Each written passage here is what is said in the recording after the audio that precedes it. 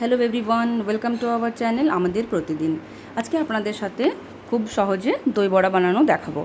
এটা বানানোর জন্য আগে থেকে বিউলির ডালকে ভিজিয়ে রাখতে হবে। রাতের বেলায় ভিজিয়ে রেখেছি, সঙ্গে কিছু গোলমরিচ দিয়ে এটাকে পিষে নেওয়া হয়েছে ভালোভাবে ফেটানোর জন্য। এইটা দিয়ে আমরা ফেটিয়ে নিচ্ছি। আপনারা চাইলে হাতে করেও এটা ফেটাতে পারেন। যত বেশি সময় ধরে এটা ফেটিয়ে নেবেন তত কিন্তু নরম হবে, খেতেও ভালো হয়। এবারে এখানে ব্যাটারটা আমার রেডি হয়ে গেছে। তেল গরম করে এবারে সব বড়াগুলোকে ভেজে নিতে হবে। যেরকম সাইজের আপনারা চান সেরকম সাইজের এগুলো করে বড়াগুলোকে ভেজে নেবেন। এই সময় কিন্তু গ্যাসের ফ্লেম মিডিয়াম থাকবে, খুব বেশি হাইও থাকবে না, আবার খুব বেশি কিন্তু লো থাকবে না। বেশি লাল করা যাবে না, অল্প একটু হালকা মতন এপিট ওপিট করে ভেজে নিতে হবে। এইভাবে আমি সমস্ত বড়াগুলোকে কিন্তু ভেজে নিয়েছি। ভেজে নেওয়ার পরে আমি ওগুলোকে তুলে রেখেছি আর দইটাকে রেডি করছি। দইটা বানানোর জন্য আগে থেকে একটু চিনিকে আমি পাউডার করে রেখেছি। চিনি, দই আর একটু এলাইচি পাউডার ভালোভাবে মিশিয়ে নিচ্ছি। আর সঙ্গে একটা গ্রিন চাটনি বানিয়েছিলাম ধনেপাতা, পুদিনা পাতা, কাঁচা লঙ্কা দিয়ে।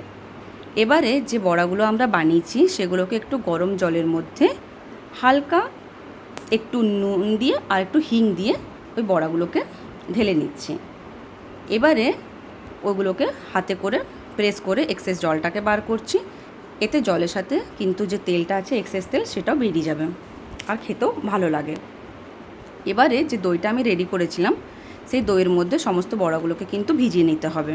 ভালোভাবে ভেজাবেন যাতে বড়াগুলো না ভেঙে যায়। এই যে বড়াগুলো আমি এবারে দইয়ের মধ্যে দিয়ে দিচ্ছি। সমস্ত বড়াগুলো কিন্তু দইয়ের মধ্যে দিয়ে দিলাম।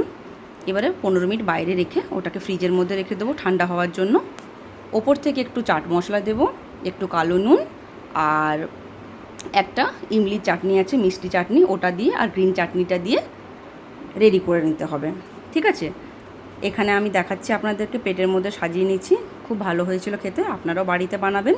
যদি ভালো লেগে থাকে একটা লাইক করবেন, শেয়ার করবেন আর সাবস্ক্রাইব করে পাশে থাকবেন। ধন্যবাদ।